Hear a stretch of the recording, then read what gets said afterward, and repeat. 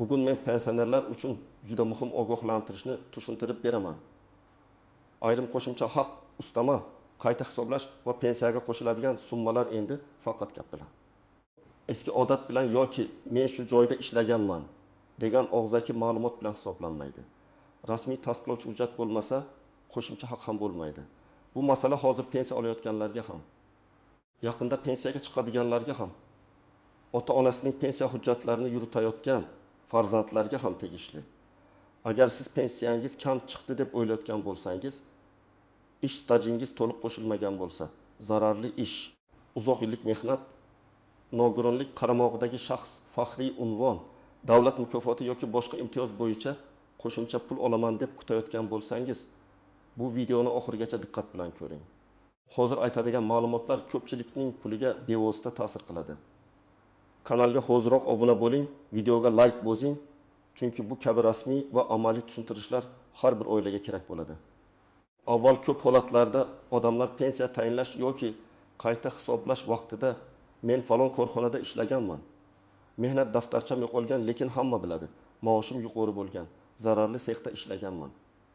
Qo'shimcha ustama berilishi kerak deb murojaat qilardi. Ayrim paytlarda eski mehnat daftarchasidagi yozuvlar, korxona nomi, muhr, lavozim nomi asos qilib olinardi. Ba'zan ma'lumotlar to'liq bo'lmasa ham odam arxivdan ma'lumotnoma olib kelishini kutib turishar, keyin qayta ko'rib chiqishardi. Hozir esa asosiy talab aniq, har bir qo'shimcha haqning, har bir staj davrining, har bir imtiyozli huquqning hujjatli asosi bo'lishi kerak. Davlat organlari elektron bazalarini tekshiradi. Ish haqi, ish staji, ijtimoiy soliq, mehnat faoliyati, arxiv yozuvlari, tibbiy xulosalar va boshqa rasmiy ma'lumotlarni solishtiradi. Agar hujjatda tasdiq bo'lmasa, meni qo'shnim biladi, brigadir tirik guvohlik beradi. O'sha paytda hamma shunday ishlagan degan gaplar pensiyaga qo'shimcha pul hisoblash uchun yetarli bo'lmaydi. Men bu yerda bir narsani alohida ta'kidlayman. Gap sizga ishonmaslik haqida emas. Gap byudjet mablag'i, pensiya jamg'armasi mablag'i, qonuniy hisob-kitob haqida ketyapti. Davlat organi pul to'layotganda hujjat bilan asoslanishi shart. Agar hujjatsiz pul to'lansa, keyin tekshiruvda bu ortiqcha to'lov deb topilishi, hatto qaytarib undirilishi ham mumkin. Shuning uchun hozirgi tartib pensionerning o'zini ham himoya qiladi. Hujjat bo'lsa, sizning haqqingizni talab qilish oson. Hujjat bo'lmasa, da'vo qilish qiyinlashadi. Eng avvalo pensionerlar va pensiyaga chiqayotgan fuqarolar shuni tushunishi kerak. Pensiya miqdori 2-3 ta og'zaki ma'lumot bilan emas, aniq ko'rsatkichlar bilan hisoblanadi. Ish staji qancha? Ish haqi qanday bo'lgan? Qaysi davrlar hisobga olinadi? Imtiyozli staj bormi? Nogironlik guruhi bormi? Qaramog'ida mehnatga layoqatsiz oila a'zosi bormi? Alohida unvon yoki mukofot bormi? Bularning har biri alohida hujjat talab qiladi. Masalan, birinchi misol. Hasan ota 1990 yildan 2000 yilgacha zavodda ishlagan. U kishi aytadi, men oddiy ishchi emas, zararli sharoitda ishlaganman. Menga qo'shimcha hisoblanishi kerak. Lekin mehnat daftarchasida faqat ishchi deb yozilgan. Sex nomi aniq ko'rsatilmagan, zararli sharoitni tasdiqlovchi buyruq, lavozim ro'yxati. Ish joyi attestatsiyasi yoki arxiv ma'lumotnomasi yo'q. Bunday holatda pensionerning gapga qarab qo'shimcha haq hisoblab berilmaydi. U kishi arxivdan aynan qaysi sexda, qaysi lavozimda, qaysi davrda, qanday sharoitda ishlagan haqida rasmiy ma'lumotnoma olish kerak bo'ladi. Ikkinchi misol.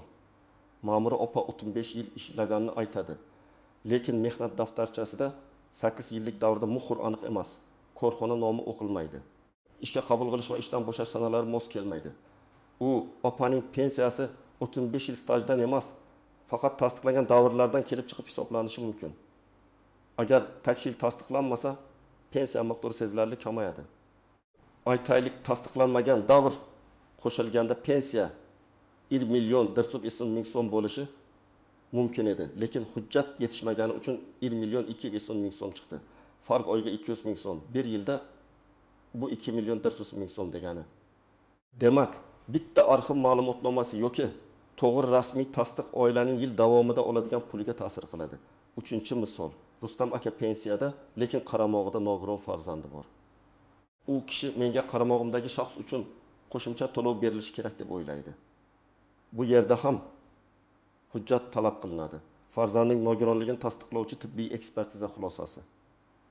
qaramog'ida ekanini ko'rsatadigan hujjatlar, oila tarkibi yoki tegishli ma'lumotlar, daromad holati bo'yicha talab qilinadigan ma'lumotlar bo'lmasa, qo'shimcha to'lov avtomatik qo'shilmaydi. U mening farzandim-ku degan gapning o'zi yetarli emas. Chunki qonunda qaysi holatda qaramog'ida deb tan olinishi alohida tartibda aniqlanadi. 4-misol. Bir pensioner. Mening maoshim juda yuqori bo'lgan. Pensiyam noto'g'ri hisoblangan deb keladi. U 1995-2002 yillardagi ish haqi asosida qayta hisoblashni so'raydi. Lekin ish haqi ma'lumotnomasi yo'q, korxona tugatilgan. Buxgalteriya hujjatlari topilmayapti. Bunday vaziyatda pensiya jamg'armasi xodimi o'sha davr uchun istalgan raqamni qabul qila olmaydi. Maoshni tasdiqlovchi arxiv ma'lumotnomasi, ish haqi qaydnomalari, shaxsiy hisob varaqlar yoki qonuniy kuchga ega boshqa hujjatlar kerak bo'ladi. Agar bunday hujjat topilsa, pensiya qayta hisoblanishi mumkin. Topilmasa, mavjud tasdiqlangan ma'lumotlar asosida qoladi. Birinchi navbatda mehnat daftarchasida xatolik bor pensionerlar ehtiyot bo'lishi kerak. Masalan, familiya bitta joyda Karimova, boshqa joyda Karmova deb yozilgan bo'lsa, tug'ilgan sana mos kelmasa, korxona muhrida nom ko'rinmasa, ishga kirgan sana bilan bo'shagan sana orasida mantiqiy uzilish bo'lsa, bularning barchasi muammo keltirib chiqarishi mumkin.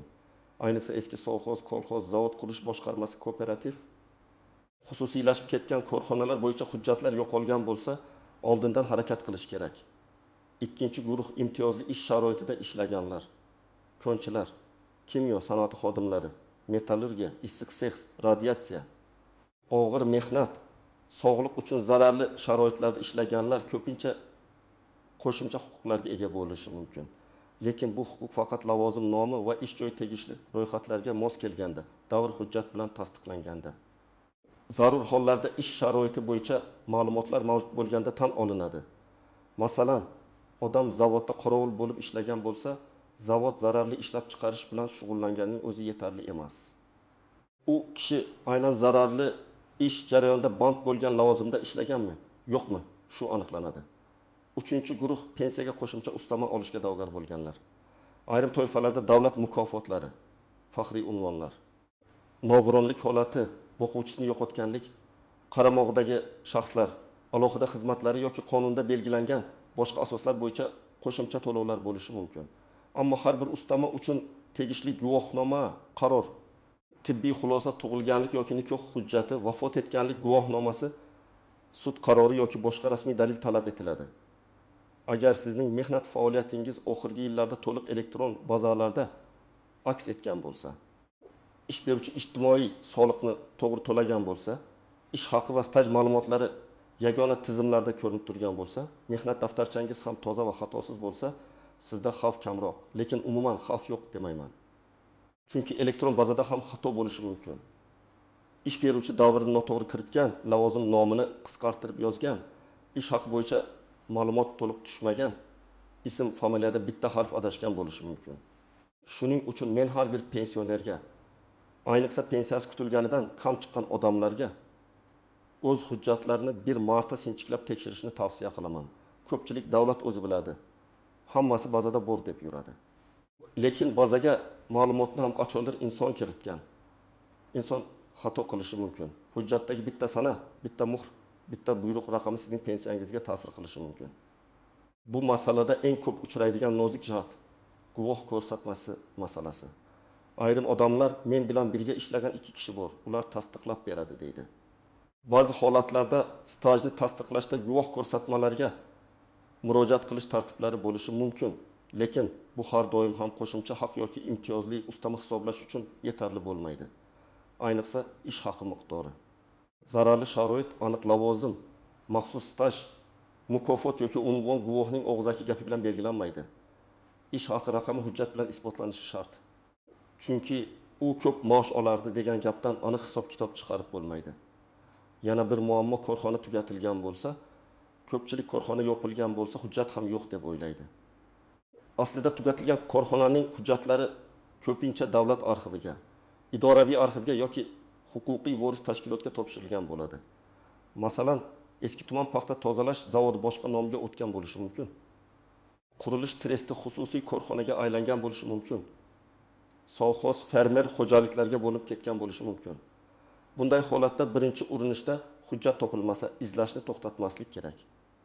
Tuman arxivi, viloyat arxivi, sobiq yuqori tashkilot, hokimlik, soliq organlari, bandlik va mehnat organlari orqali izlab ko'rish kerak. Yana bir nozik nuqta hujjatning shakli. Har qanday qog'oz ham rasmiy hujjat bo'lavermaydi. Ma'lumotnomada tashkilot nomi, berilgan sana, ro'yxat raqami, mas'ul shaxs imzosi, muhr yoki elektron tasdiq, hujjat qaysi arxiv fondi va qaysi asosga ko'ra berilgani ko'rsatilishi kerak. Masalan, oddiy daftar varag'iga falonchi bizda ishlagan deb yozib berilgan xat ko'p hollarda yetarli bo'lmaydi. Arxiv ma'lumotnomasi esa aniq manbaga tayanishi kerak. Buyruqlar kitobi, shaxsiy tarkib bo'yicha hujjatlar, ish haqi qaydnomalari, shaxsiy varaqa va hokazo. Bundan tashqari ismdagi o'zgarishlar ham katta rol o'ynaydi. Ayollar turmushga chiqqandan keyin familiyasini o'zgartirgan bo'lsa, eski mehnat daftarchasida qizlik familiyasi. Pasportda esa yangi familiya bo'lishi mumkin. Bunda nikoh guvohnomasi, familiya o'zgarganini tasdiqlovchi hujjat kerak bo'ladi. Aks holda arxivdagi Saodat Aliyeva bilan hozirgi Saodat Karimova bir shaxs ekanini tasdiqlash qiyinlashadi. Bu oddiy ko'ringan masala, lekin amalda pensiya qayta hisoblashni oylar davomida cho'zib yuborishi mumkin. Endi men sizga aniq nima qilish kerakligini bosqichma-bosqich aytaman. Birinchi qadam, o'z pensiya hujjatlaringizni ko'zdan kechiring. Mehnat daftarchasi, pasport yoki ID karta pensiya guvohnomasi, STIR yoki JSHIR ma'lumotlari, ish haqi ma'lumotnomalari, harbiy xizmat hujjatlari, diplom, farzandlar tug'ilganligi haqidagi guvohnomalar, nikoh yoki ajrim hujjatlari, nogironlik bo'yicha tibbiy xulosalar, mukofot va unvon guvohnomalari, bularning barchasini bitta papkaga joylang. Ikkinchi qadam, qaysi davr pensiyaga qo'shilmaganini aniqlang. Buni o'zingiz taxmin bilan emas. Pensiya jamg'armasini tuman yoki shahar bo'limiga borib, pensiyangiz qanday hisoblanganini tushuntirib berishni so'rash orqali qiling. Men har doim fuqarolarga aytaman, mening pensiyam kam deb umumiy gapirmang. Qaysi yillar stajga kiritilgan, qaysi yillar kiritilmagan, ish haqi qaysi davr bo'yicha olingan, qo'shimcha ustama nima sababdan qo'shilmagan deb aniq savol bering. Aniq savolga aniq javob olish osonroq. Uchinchi qadam, yetishmayotgan hujjat bo'yicha yozma ariza bering. Agar siz 1997-1994 yillarida korxonada ishlagan bo'lsangiz, arxivga murojaat qilganda menga ma'lumot kerak deb yozish yetarli emas. Arizada to'liq ism familiyangiz, o'sha paytdagi familiyangiz, tug'ilgan sanangiz, ishlagan korxona nomi, taxminiy ish davri, lavozimingiz, bo'lim yoki sex nomi, nima maqsadda kerakligi. Ya'ni pensiya qayta hisoblash uchun kerakligini yozing. Qancha aniq yozsangiz, arxiv xodimi hujjatni shuncha tez topadi. To'rtinchi qadam, javobni yozma oling. Agar arxiv hujjat topilmadi desa, buni ham yozma javob shaklida oling. Chunki keyingi bosqichda boshqa arxivga, yuqori tashkilotga yoki zarur hollarda sudga murojaat qilishingiz mumkin. Og'zaki yo'q ekan degan javob bilan yurib qolmang. Har bir murojaat iz qoldirishi kerak. 5-qadam, hujjat topilgach, pensiya jamg'armasiga qayta hisoblash bo'yicha ariza bering. Arizada falon davr stajimni qo'shib hisoblashni, falon davrdagi ish haqini hisobga olishni, falon asos bo'yicha qo'shimcha ustama tayinlashni so'rayman deb aniq yozing. Hujjatlarning nusxasini ilova qiling. Asl nusxalarni ko'rsatishga tayyor bo'ling. Arizangiz ro'yxatdan o'tganiga ishonch hosil qiling. Ro'yxat raqami, sana, qabul qilgan xodim ma'lumotini saqlab qo'ying. 6-qadam, agar rad javobi berilsa, sababini so'rang. Ba'zan rad etish ham asosli bo'ladi. Hujjat talabga javob bermaydi. Davr qonun bo'yicha stajga kirmaydi. Lavozim imtiyozli ro'yxatda yo'q, ma'lumotnoma noto'g'ri rasmiylashtirilgan. Bunday holatda xafa bo'lib qaytib ketmasdan, aynan nimani to'g'rilash kerakligini bilib oling. Agar rad javobi noto'g'ri deb hisoblasangiz, yuqori turuvchi organga yoki sudga murojaat qilish huquqingiz bor. 7-qadam, farzandlar ota-onasiga yordam bersin. Ko'p pensionerlar arxivga borish, elektron navbat olish, ariza yozish, eski korxona nomlarini izlashda qiynaladi. Men farzandlarga alohida murojaat qilaman. Ota-onangizning pensiyasi 100-200 ming so'mga oshishi ham ular uchun katta yordam. Bir marta vaqt ajrating, hujjatlarni tartibga soling, kerakli joylarga birga boring. Ota-onangiz kerak emas, ovora bo'lma desa ham. Hujjatlarni tekshirib qo'yish zarar qilmaydi. Eng katta xato kechikish. Odamlar yillar davomida keyin qilaman deb yuradi. Keyin arxiv hujjatlari yana boshqa joyga ko'chadi. guvohlar topilmaydi, korxona izlari yo'qoladi. Ma'lumot olish qiyinlashadi. Pensiya masalasida vaqt juda muhim. Siz bugun hujjat topsangiz, bugun ariza bersangiz, keyingi oylar uchun pulingiz to'g'ri hisoblanishi mumkin. Ammo 5 yil kutib yursangiz, o'sha davrda olmagan pulingizni to'liq qaytarib olish har doim ham oson bo'lmaydi. Chunki qayta hisoblash muddatlari va to'lov tartiblari qonun bilan belgilanadi. Ikkinchi xato hujjat nusxalarini saqlamaslik. Ba'zi pensionerlar asli hujjatni bir joyga topshiradi, keyin nusxasi ham qolmaydi. Men tavsiya qilaman, har bir muhim hujjatdan kamida 2 nusxa oling. Telefoningizda rasmga olib qo'ying, lekin faqat rasmiga ishonib qolmang. Qog'oz nusxa ham bo'lsin. Agar elektron imzo yoki elektron ma'lumotnoma bo'lsa, faylini saqlang. Uchinchi xato norasmiy vositachilarga ishonish. Men pensiyangizni oshirib beraman, arxivdan hujjat chiqarib beraman. Tanishim bor degan odamlarga pul berishdan ehtiyot bo'ling. Pensiya masalasi rasmiy ariza, rasmiy hujjat va qonuniy tartib orqali hal bo'ladi. Agar kimdir sizdan pul so'rab, hech qanday kvitansiya bermasa, natijani kafolatlayman desa, bu xavfli. Sizning shaxsiy ma'lumotlaringiz ham, pulingiz ham zarar ko'rishi mumkin. 4-xato hamma qo'shimcha haqlar avtomatik qo'shiladi deb o'ylash. Yo'q. Ko'p holatda pensionerning o'zi murojaat qilishi, asos hujjatini taqdim etish kerak bo'ladi.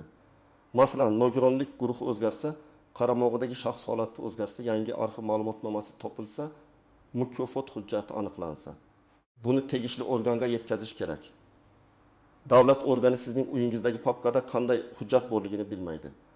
Bugungi asosiy ogohlantirishim shuki, pensiyaga qo'shimcha haq ustama, imtiyozli staj yoki qayta hisoblash hujjatsiz amalga oshmaydi. Sizning haqqingiz bo'lsa, uni albatta talab qiling, lekin talab hujjat bilan mustahkam bo'lsin. Mehnat daftarchasini tekshiring, arxiv ma'lumotnomalarini izlang, ish haqi hujjatlarini to'plang, familiya o'zgarishi, nogironlik, qaramog'idagi shaxslar, mukofotlar bo'yicha barcha dalillarni tartibga keltiring. Har bir arizani yozma bering, har bir javobni saqlang. Tushunmagan joyingizni so'rashdan uyalmang. Men ekspert sifatida shuni aytaman. Pensiya masalasida eng kuchli qurol tartibli hujjat. Kimning hujjati to'g'ri bo'lsa, o'z haqqini himoya qilishi ancha oson bo'ladi. Kim keyin topaman? Baribir berishadi. Hamma biladi deb yuraversa, qo'shimcha puldan mahrum bo'lishi mumkin. Sizda shunday holat bo'lganmi? Stajingiz qo'shilmaganmi? Arxivdan hujjat topa olmaganmisiz? Pensiyangiz kutilgandan kam chiqqanmi? Izohlarda yozib qoldiring, boshqalar ham sizning tajribangizdan foydalansin. Videoga like bosing, kanalga obuna bo'ling va bu ma'lumotni ota-onangizga, qarindoshlaringizga, pensiyaga yaqinlashayotgan tanishlaringizga yuboring. Chunki bitta to'g'ri hujjat ba'zan har oy olinadigan pensiyani sezilarli oshirib berishi mumkin.